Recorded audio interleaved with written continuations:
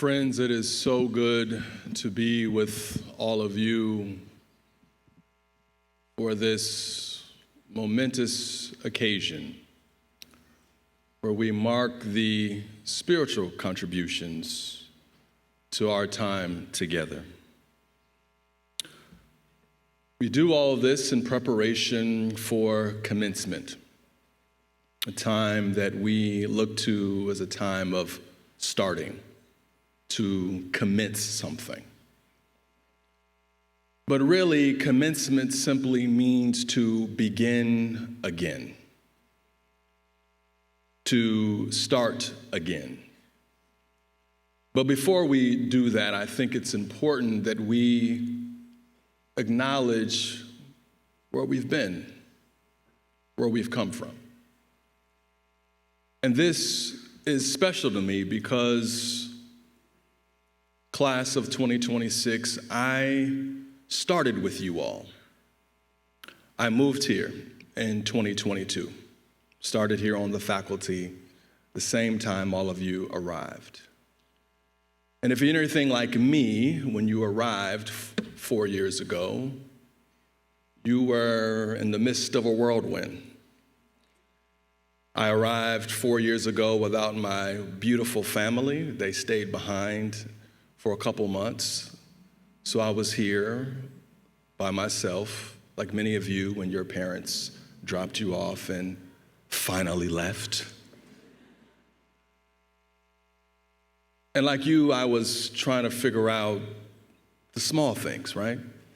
Where am I going to get my coffee from now? Where the heck is Target?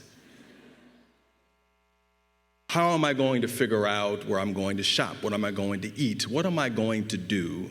Did I pack my deodorant? You know, the important things. And then, of course, class of 2026, when all of that ran through my mind, and I finally laid in this new bed that was to be my new home, the realness hits. I'm here by myself. I don't know anyone. What in the world was I thinking? Did I make the right choice? Did Stanford make the right choice? And now look at us. Here we are today looking good.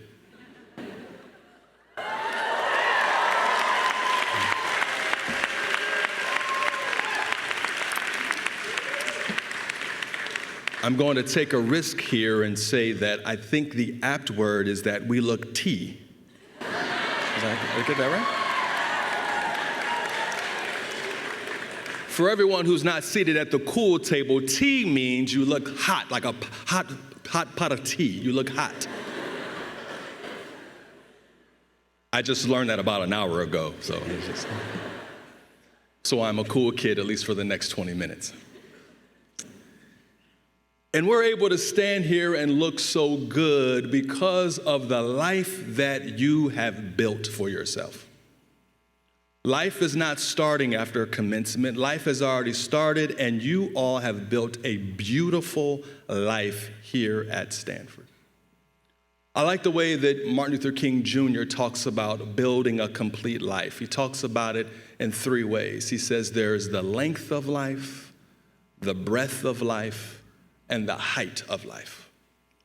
Now, the length of life is not simply longevity. Longevity has its place. But the length of life is the push you make towards reaching your goals. And all of you here have, by virtue of the stoles you have on, have made progress on the length of life. You've started companies, you've received fellowships, you've received jobs, and also you've received that ultimate mythical thing called rest. You have accomplished so much in the length of life. But what I love so much of what we've done together in these 4 years is that we've also refused to adjust ourselves to being simply selfish. We've allowed ourselves, as King would say, to be maladjusted to certain things. Yes, you've adjusted yourself to a new climate, a new school, a new community, a new curriculum, but you decided to be maladjusted to selfishness. And you engaged in the breath of life by making community. I've been amazed at watching you all build community during this time. Things like On Call, where you come and gather together and know that it's okay to not be okay. Graduate students have put together things called constructive conversations to help build community. Stanford votes, e pluribus, the list goes on and on and on. You've done so much to build the breath of life, to reach out to make community. And finally, of course, there's the height of life. That is the reach towards transcendence. I've watched all of you do this, all the way from the increase in activism and activity and members in our religious and spiritual life. I've watched you do it through artwork. I've watched you do it through building community that goes beyond just those who think like you. You've done tremendous work in reaching the height of life. And so what I want you to remember when you get your diploma is that it is not just credentialing. It's not just something that says you've made tremendous strides in the length of life and now you have received a certain set of skills. Your diploma, your degree that you'll receive, is actually more of an artifact. It's a religious relic, it's a spiritual relic, and it testifies and bears testimony to all that you've built. I want you to recognize that that's what's in your hand, not just credentialing. It's actually a relic that you can look to time and time and time again as you begin again to remind yourself of all the amazing things you've accomplished, but also some of the losses and failures. And yet here you are, looking T.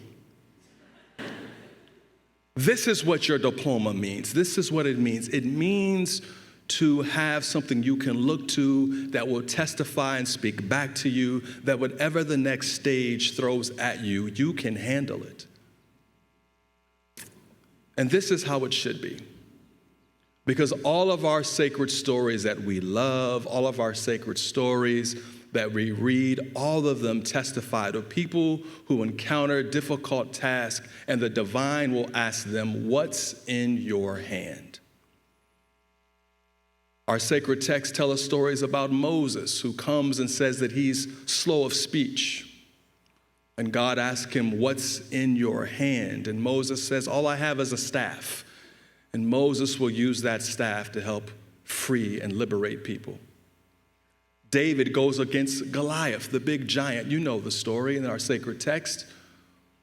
And David faces Goliath, and all he has in his hands are a couple smooth stones, and he uses those stones to slay Goliath.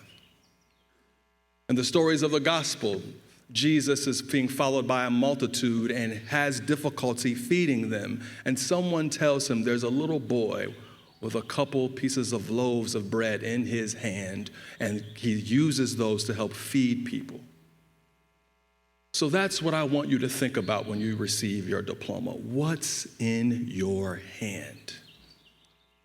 What are you going to do when time comes to face the Goliaths, to face the social ills, to face all of them? There is no need for you to be afraid because you know what's in your hand. So I wanted to let you know that I don't know what the future holds. None of us knows what the future holds. Experience tells me there will be joy, and experience tells me there will also be some difficulties ahead. There'll be some giants down the road. There'll be some scarcity down the road. But it's okay not to know what the future holds, because you all know one really important thing. You will know what is in your hand. God bless you, class of 2026. We love you and congratulations.